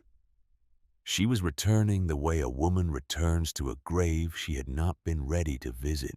Hank sat beside her. He did not speak much. He did not have to. His hand rested on her knee, and that was enough. They reached Philadelphia on the afternoon of April 20th, a Saturday. Marshal Holloway took rooms for them at the Continental Hotel on Chestnut Street, 2 blocks from Independence Hall. He told them that evening in the small private parlor of their suite what would happen the next morning. At 7 o'clock tomorrow, Holloway set his gray eyes flat. I will go with 2 Philadelphia city marshals and 2 federal deputies to the Sterling residence on Walnut Street. I will arrest Vivian Sterling on charges of conspiracy to commit murder fraud upon a federal medical license holder and bribery of a public official. At 7:30, a separate team will go to the offices of Dr. Mortimer Pemberton on Pine Street and arrest him on charges of medical fraud and conspiracy. The arrest of Mrs. Sterling will be made in front of her own household and any neighbors who happen to be on the street at that hour. It will not be a quiet arrest. It is not intended to be. He looked at Charlotte. Mrs. Thornton, I would like you to be present, standing on the public sidewalk, not on her property, with your husband and your child. I want her to see you when the cuffs go on her wrists. I want her to know. Charlotte set her cup of tea down very carefully on the saucer. I will be there, Marshal. There is one more thing. Holloway leaned forward slightly. After the arrest, I am going to deliver a packet of evidence to the offices of the Philadelphia Inquirer. That packet contains depositions from 4 other women in this city who were diagnosed with the same condition by Dr. Pemberton over the last 6 years. Each of them subsequently bore healthy children. Each was paid for her testimony by my office. Their husbands have agreed. Their fathers have agreed. The story will run on Monday morning's front page. I tell you this because once that story runs, your name will be in it. Your face will be in it. The drawings have already been made. There is no way to put this back into a bottle, Mrs. Thornton. I want you to know that before tomorrow. Charlotte looked at her sleeping daughter. Lila was making the small, soft breaths of a child who had no idea what city she was in. Marshal Holloway, Charlotte said. My name was already in this city. They have been telling stories about me for 2 years. Tomorrow morning, the story will simply be true. Holloway nodded once.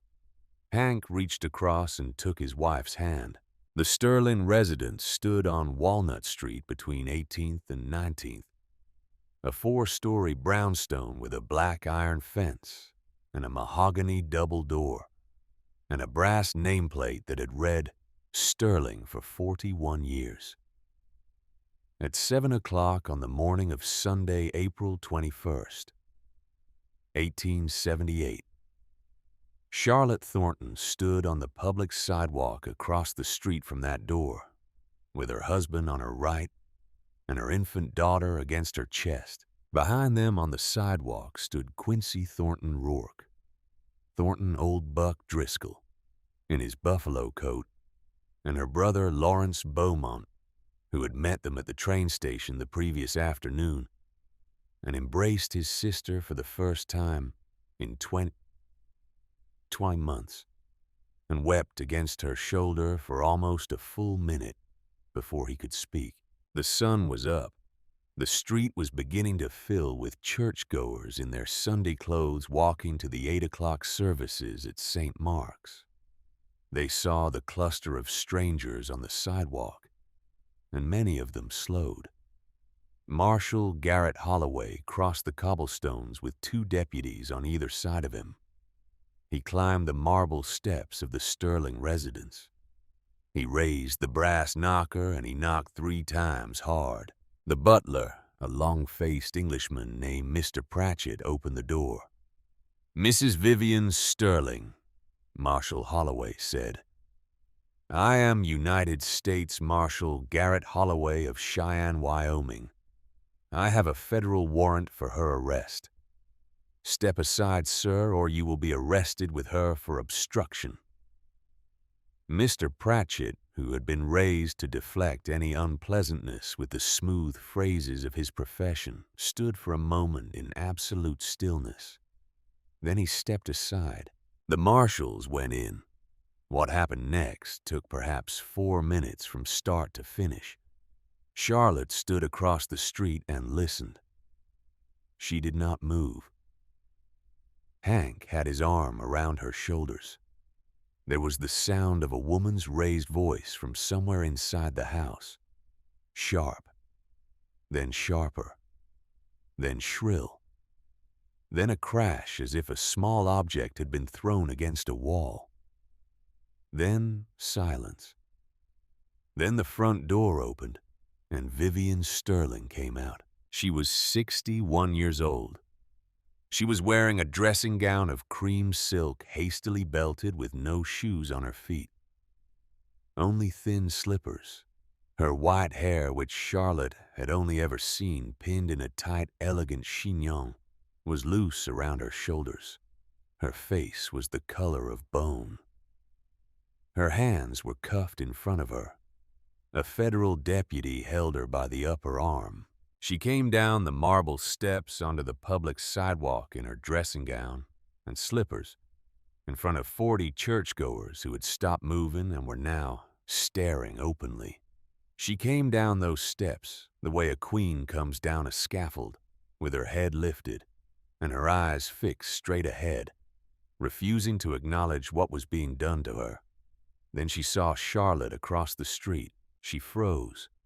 Marshal Holloway did not let her stop walking, but for 2 heartbeats, Vivian Sterling stood on the cobblestones of Walnut Street and looked at Charlotte Thornton. And Charlotte Thornton looked back. Charlotte did not say anything yet. She stepped forward. She crossed the cobblestones slowly with Hank at her side, and she stopped 6 feet in front of the woman who had ruined her life. "Mrs. Sterling," Charlotte said. Her voice was quiet. It carried the way a low voice carries on a Sunday morning street when 40 people have stopped what they were doing to listen. "I did not come here to ask anything from you. I did not come to ask for an apology. I came so that you could see me, so that you could see my daughter, and so that you could understand that you have failed." Vivian Sterling's white face did not move. "You paid $500 to ruin my life. You paid that money to a doctor who told a lie. You paid my own father to accept the lie. You did this because you wanted your son to marry a judge's daughter. You did this because you thought a girl from a failing bank in this city was not good enough for a Sterling. And what you accomplished, Mrs. Sterling, was this. You sent me west. You put me on a stagecoach that was attacked on a Wyoming trail. And in the timber of the Bighorn Mountains, 3 men came out of those trees and saved my life. And one of them in time married me and gave me this child in my arms, and a home I love more than any house I have ever entered in this city of yours. You wanted to destroy me. You introduced me to the only happiness I have ever known. Charlotte took one step closer. I am not going to forgive you. I am not going to thank you. I am going to stand on this sidewalk while Marshall Holloway puts you on a wagon, and I am going to watch you ride away from this house for the last time.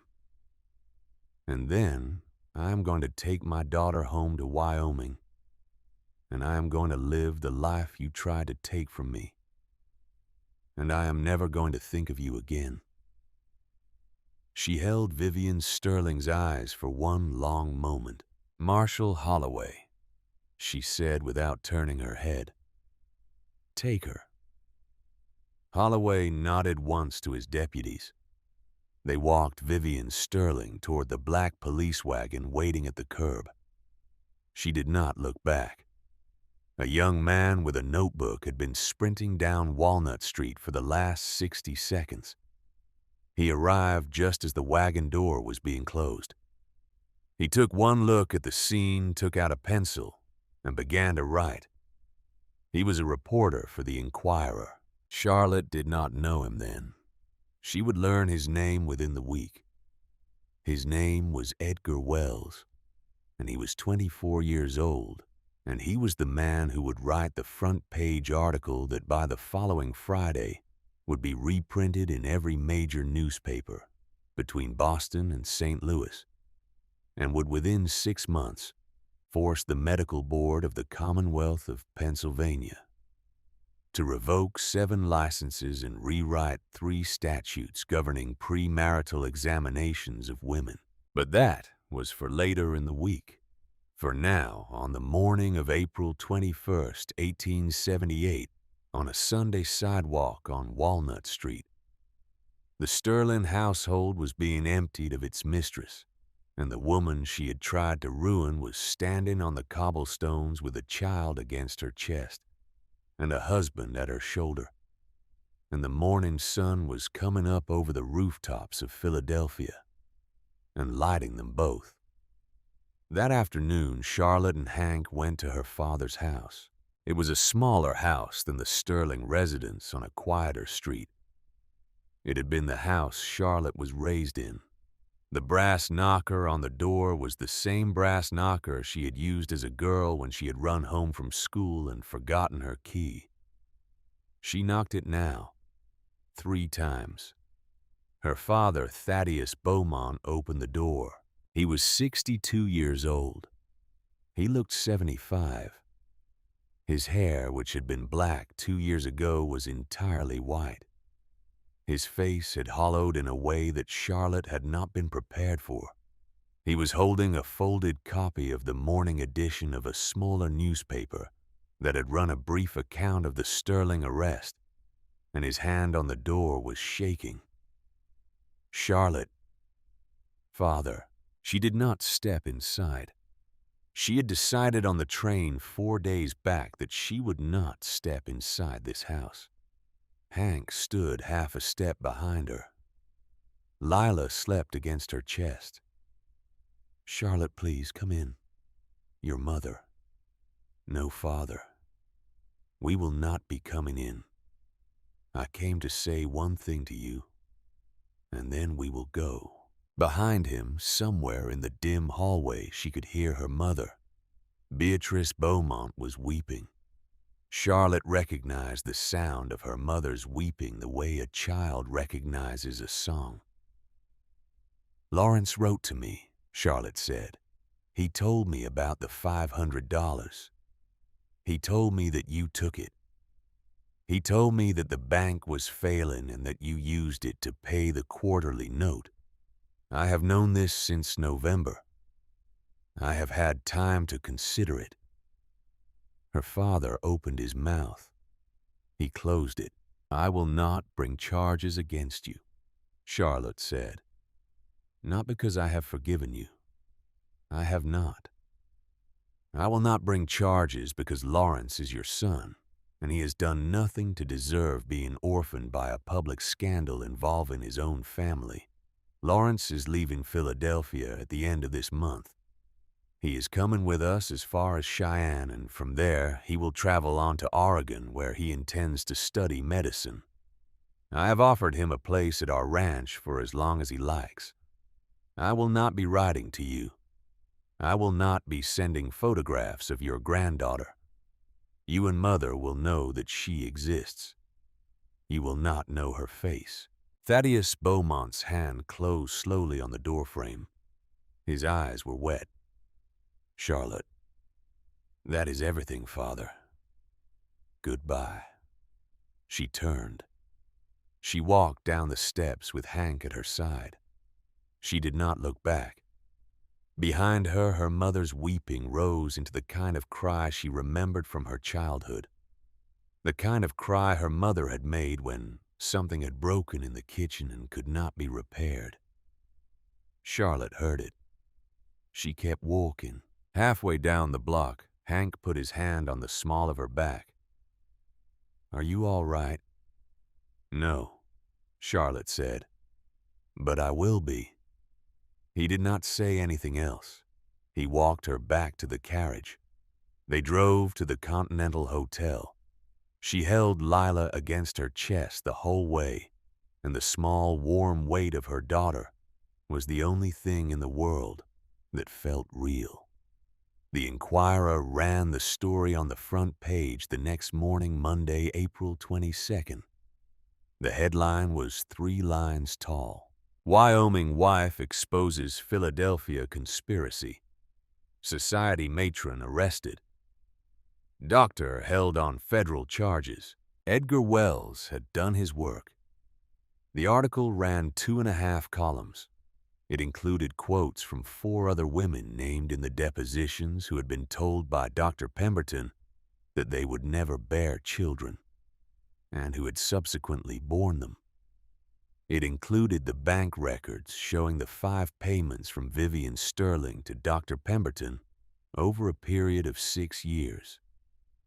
It included a brief account of the attack on the Stagecoach in Wyoming, the killing of Bartholomew Pike, the rescue by the Thornton brothers, and the marriage of Charlotte Beaumont to Hank Thornton in February of 1877.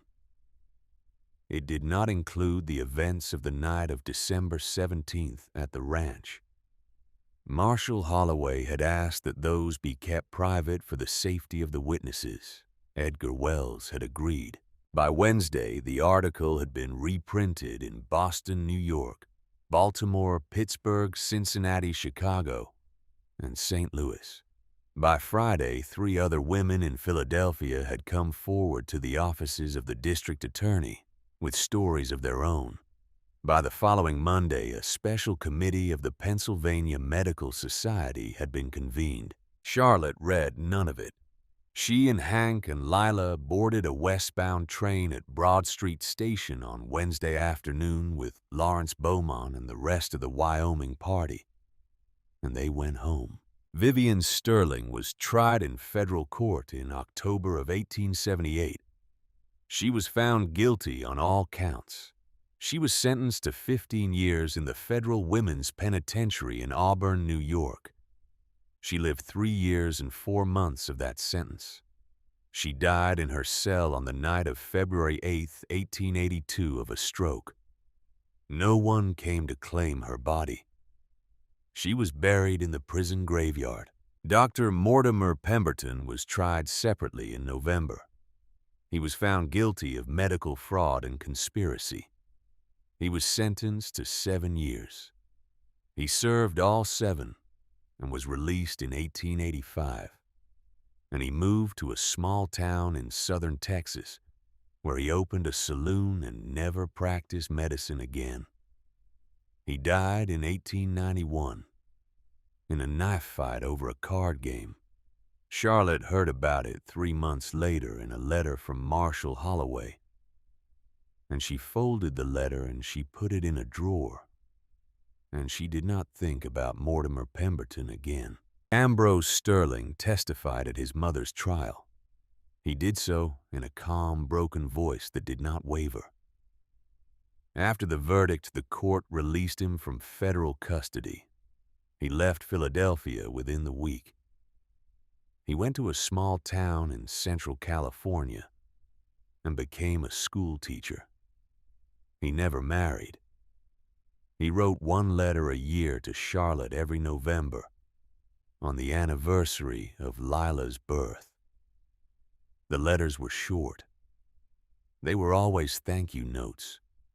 They thanked her for not having him killed when she could have, and for giving him the chance to do one decent thing in his life. Charlotte answered the first one. She did not answer the others. She read them all.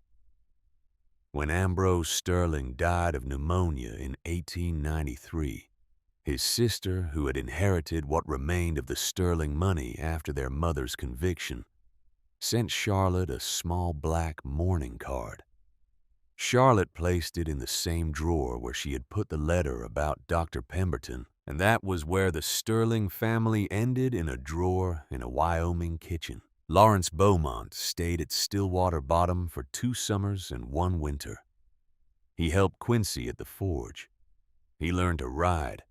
He learned to shoot. He learned to deliver a calf in a cold barn at 3 in the morning with his sleeves rolled up to his elbows. In the autumn of 1879, he went to medical school in Portland, Oregon. He graduated in 1883 and went into practice in a small town on the Columbia River. He married a doctor's daughter in 1885. He wrote his sister every month for the rest of his life. He never came back to Philadelphia. He died an old man in 1921 in the same house he had practiced in for almost 40 years, with his wife of 36 years holding his hand. Caleb Thornton was born at the Stillwater Bottom Ranch on the 3rd of June, 1880. He had his mother's blue eyes and his father's chestnut hair. He grew up to be a tall, quiet man, much like his father. And when Hank stepped down from the running of the ranch in 1906, Caleb stepped up. Adelaide Thornton was born on the 7th of August, 1883. The naming of her had been Charlotte's idea.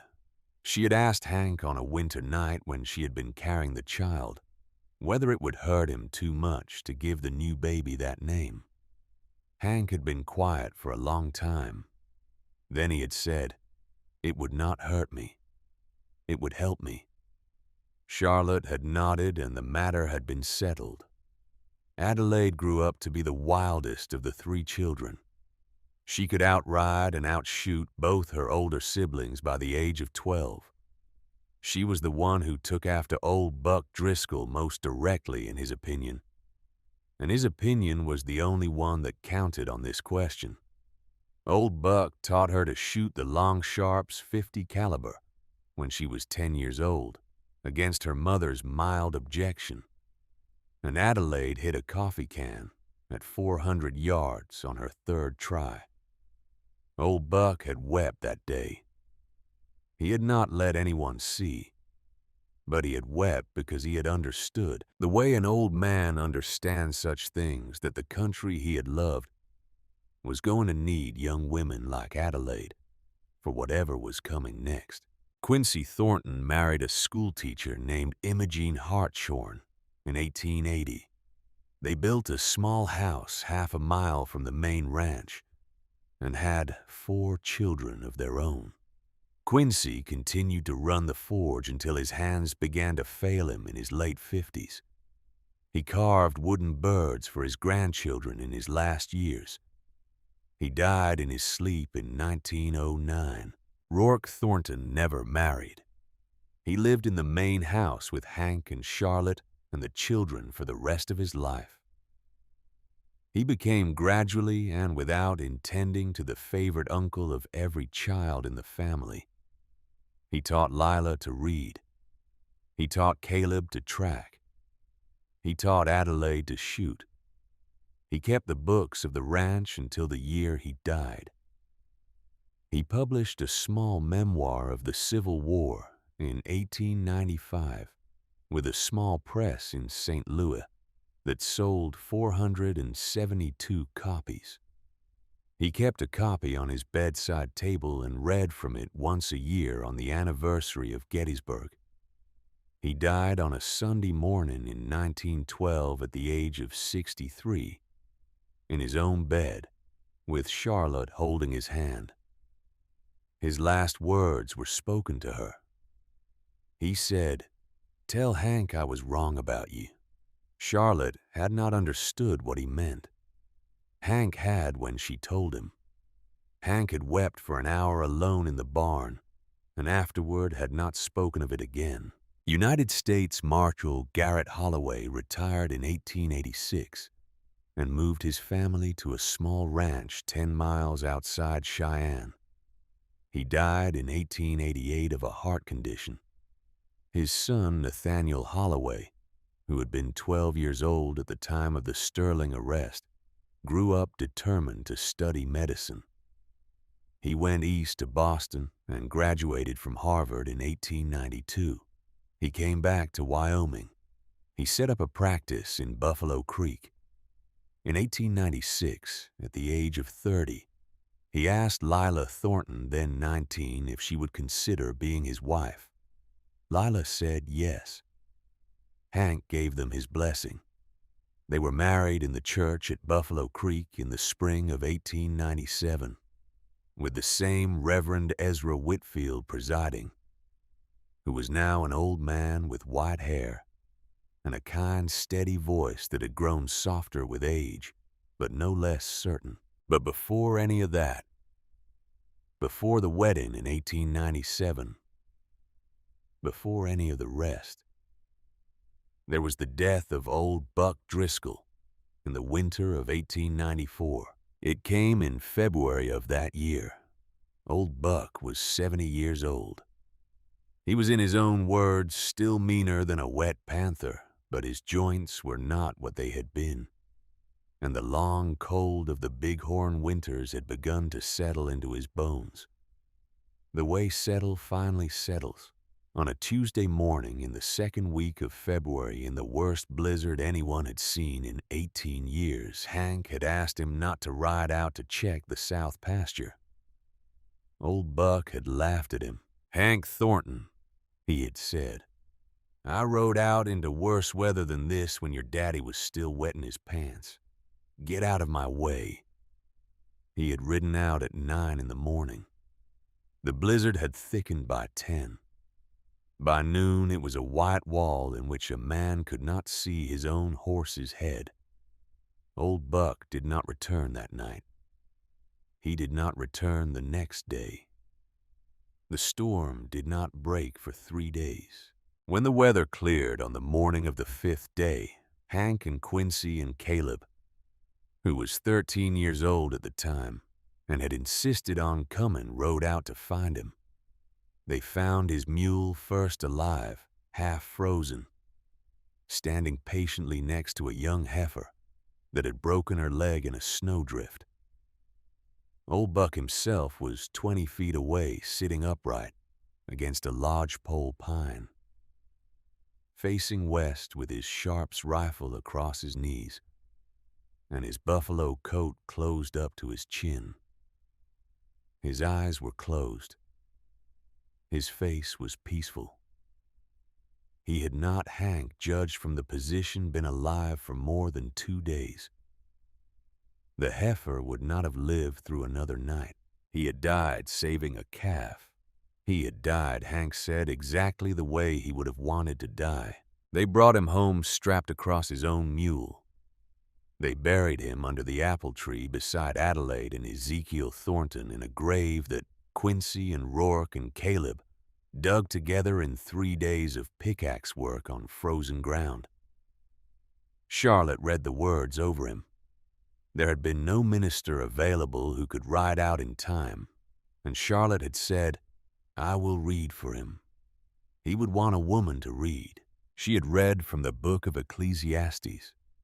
She had read the verse about a time to be born and a time to die, and the verse about a time to keep silence and a time to speak.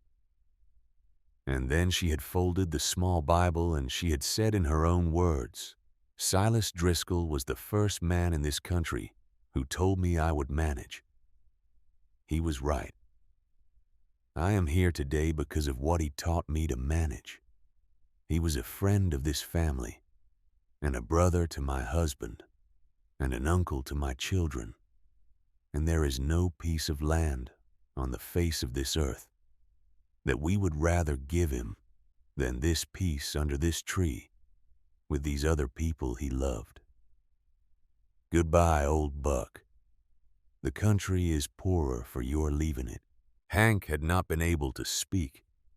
He had stood at the head of the grave with one hand on Caleb's shoulder, and he had let the tears run down his face, and he had not wiped them away.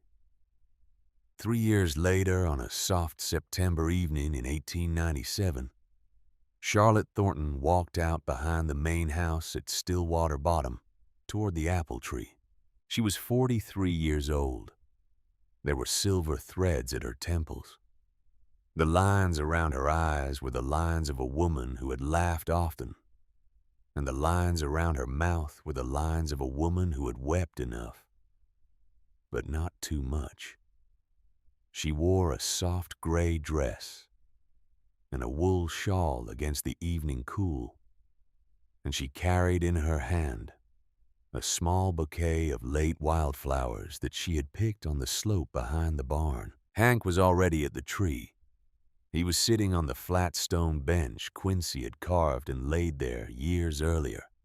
The bench had 4 names on it now: Adelaide, Ezekiel, Silas Driscoll, Garrett Holloway. The marshal had asked before he died that a memorial stone for him be placed under the tree. He had said he had no other family and that the tree would do as well as any other place. Hank had agreed. The stone had been there since 1888. Hank was 50 years old. His hair was almost entirely gray now. He was lean still and tall still, and his eyes were the same clear amber they had been on the day she had met him in the snow. He stood up when he saw her. He had been waiting for her. She laid the wildflowers at the base of the tree. She straightened, and Hank put his arm around her shoulders, and they sat together on the stone bench and looked out west across their valley. The light was going. The peaks of the bighorns had turned the color of old gold. From the main house behind them came the sound of voices. Lila, 20 years old, was laughing at something. Her young man, Dr. Nathaniel Holloway, was laughing back. Caleb, 17 now, was helping Rourke put the horses up for the night, and the soft thud of hooves on packed dirt drifted on the air. Adelaide, 14, was sitting on the porch reading aloud to her cousins, the children of Quincy and Imogen, and her young, clear voice carried down to them on the evening breeze. "Hank," Charlotte said. "Yes." "Do you remember the day I came down out of the stage? Every minute. I thought my life had ended that morning, when my father told me I was being put on a train, when the engagement was broken, when the doctor said what he said. I thought all of it was the end. I sat on that train going west. Hank, and I told myself I was going to my own grave. I know. I was wrong." He looked at her. The amber light was on his face. He reached up and laid his hand against her cheek, the way he had laid it there 20 years before, in the kitchen of this house, on the night she had come up from the stone room. "I know you were wrong," he said. "I have known that every morning for 20 years. when I have woken up and put my hand out and found you still here." She smiled. She put her hand over his. "My life did not end the day my family sold me. That was the day it began." A high cry sounded from above them. They both looked up. A bald eagle had risen out of the timber on the north ridge. It came soaring across the valley in a long, high arc, its white head catching the last of the sunlight. Its great brown wings spread wide on the evening thermals. It circled once over the apple tree where they sat. Then it circled a second time. Then it banked north and climbed and was gone over the ridge. Hank watched it go. A small, slow smile came onto his face. He did not say anything for a moment. Then he said very quietly, "Old Buck is still up there. He is still watching." Charlotte leaned her head against his shoulder. The voices of their children carried down to them on the wind. Somewhere a dog barked. Somewhere else a horse whinnied for its supper. The first star came out over the eastern ridge, small and bright and steady, the way the first star always comes out over Wyoming. The apple tree stood behind them, full of late green leaves. It had grown very large now. Its lowest branches almost touched the headstones of the 4 people they had laid down beneath it. Inside the house, a lamp was lit, and golden light fell through the kitchen window and across the porch and across the dirt of the yard and reached out toward them where they sat. Hank Thornton stood up. He offered his wife his hand. Charlotte Thornton took it the way she had taken it on the first day in the snow, when a man she had not known had knelt beside her and said his name and offered her his coat. Together they walked back to the house. The lamp in the window burned steady against the gathering dark, and behind them on its high, cool air, the great eagle made its slow last circle and turned at last for the high country it had always come back to. The story of Charlotte Beaumont, who had been sold by her family for the price of a quarterly banknote and who had in her 23rd year been brought home by 3 Wyoming brothers who had never expected to find her, ended not with a battle and not with a reckoning, but with the simple, ordinary miracle of a woman walking into a lit house on a September evening carrying nothing in her hands because she had everything she needed already.